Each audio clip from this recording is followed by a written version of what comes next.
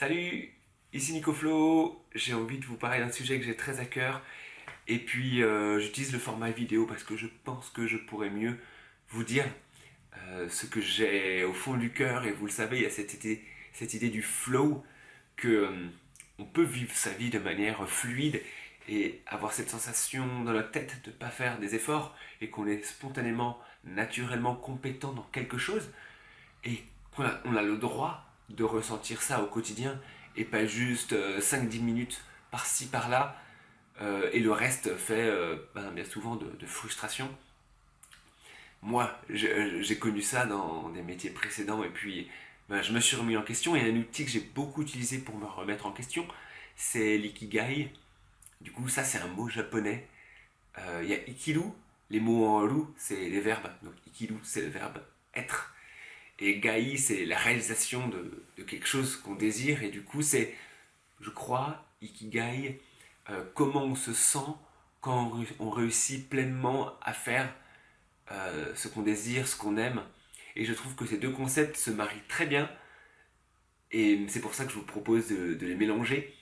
Parce que du coup, l'ikigai, il y a ces quatre parties qui nous permettent de nous questionner. On se questionne qu'est-ce que j'aime vraiment faire dans la vie.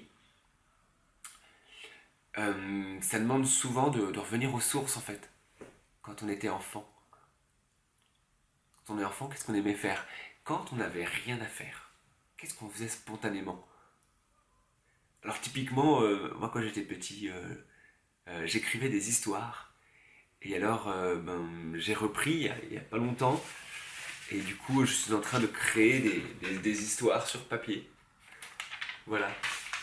Mais à côté de ça, moi quand j'étais petit, j'ai grandi entouré d'enfants parce que ma mère était maman de jour.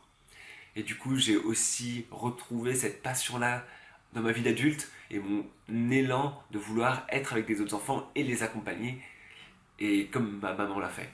Donc ça, c'est quelque chose d'intéressant. Il y a l'idée de ce que j'aime et l'idée de qu'est-ce que je suis compétent à faire. Et moi, je crois que quand on fait quelque chose spontanément, naturellement, on est compétent. Après, il y a le regard des autres. Et ça, c'est quand même autre chose. Et il y a le monde actuel où peut-être qu'il faut adapter ce qu'on fait ou comment on le fait. Ça peut demander un peu de réflexion. Donc, typiquement, moi, j'imaginais pas que mon gagne-pain, ce serait de faire des anniversaires pour les enfants. C'était une grande remise en question. Il y avait un manque d'estime, il y avait un jugement de moi que c'était un sous-métier. Franchement, je reconnais. Après, j'ai réalisé que faire mon spectacle avec ma balle et puis donner de la joie aux enfants, c'est quelque chose qui avait de la valeur en fait. Et que je pouvais apporter ensuite, en plus, surtout, qui je suis dans mon ikigai, dans mon flow, et de faire en sorte que les enfants ils ressentent ce flow. Et ensuite, les aider à trouver leur ikigai, ce serait l'idée de faire des ateliers pour ça, et puis ça va venir bientôt. Dans l'ikigai, le sujet pour moi qui est le plus fort, c'est l'idée de donner du sens à sa vie. Quelque chose qui dit le monde en a besoin. Et là, je peux vous dire par rapport aux enfants neuroatypiques, moi je ressens un besoin énorme parce que je rencontre des parents tous les jours et des parents qui sont à bout et aussi des enfants qui sont à bout. Et du coup, des personnes qui ont un mode de pensée qui ne convient pas au modèle scolaire standard, qui est tout à fait linéaire, qui est compétitif, où l'enfant n'a plus la place pour sa curiosité. Et du coup, pour ça, je pense qu'il y a quelque chose à faire. Mais pour moi, le sujet le plus difficile dans l'ikigai, c'est le sujet de l'argent. Donc, il y a la quatrième partie en bas, ce pourquoi vous pouvez être rémunéré. Et moi, j'ai beaucoup du mal à valoriser ce que je fais parce que j'aimerais le faire comme ça, tranquille. Mais derrière, j'ai mes factures comme tout le monde et cette vie me rattrape, cette vie matérielle. Et puis du coup, je suis en train d'accepter euh, que l'argent, c'est un truc qui navigue aussi, comme moi je navigue dans mon flow. Euh, L'argent, c'est aussi quelque chose qui est une énergie qu'on a besoin de faire circuler et qui a besoin de correspondre à ce pourquoi on l'utilise. Donc, maintenant que moi je me sens pleinement dans mon flow et que j'apporte quelque chose de qualité, je suis en train d'accepter de mettre un tarif à la hauteur de cela qui, en Suisse, a une certaine hauteur, ce qui est, ce qui est normal. Et donc c'est tout un processus parce que je me questionne depuis un mois là-dessus Et puis ça vient chercher dans mon estime de moi, l'estime de ce que j'ai à apporter au monde.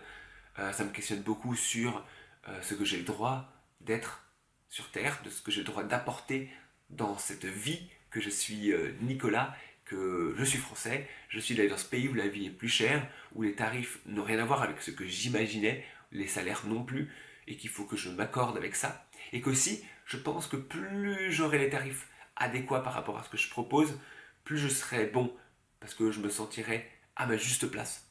Donc pour ça, il faut lâcher beaucoup de peur. Et donc c'est un chemin dans lequel je suis et je vous encourage du coup à oser affirmer qui vous êtes. Je sais qu'il y a beaucoup de personnes qui sont dans la partie Ikigai, qui veulent se sentir utiles, qui sont souvent alternatifs, qui ont beaucoup de mal avec cette notion d'argent. Et j'en fais partie, parce qu'on voudrait un monde sans argent et c'est des valeurs magnifiques. Et puis en même temps, le monde de rêve qu'on veut, je crois qu'il ne peut arriver que si nous-mêmes on se sent dans cet état de flow, qu'on trouve notre ikigai, donc ça apporte quand même un sentiment de paix, de joie intérieure, et le flow, sentiment de fluidité et de se sentir dans la pleine puissance de ses compétences, et que c'est à partir de cet état-là qu'on peut vraiment apporter un changement dans le monde. Voilà. Et ça, je crois que ça vaut le coup. Alors, je vous dis à bientôt et bonne journée.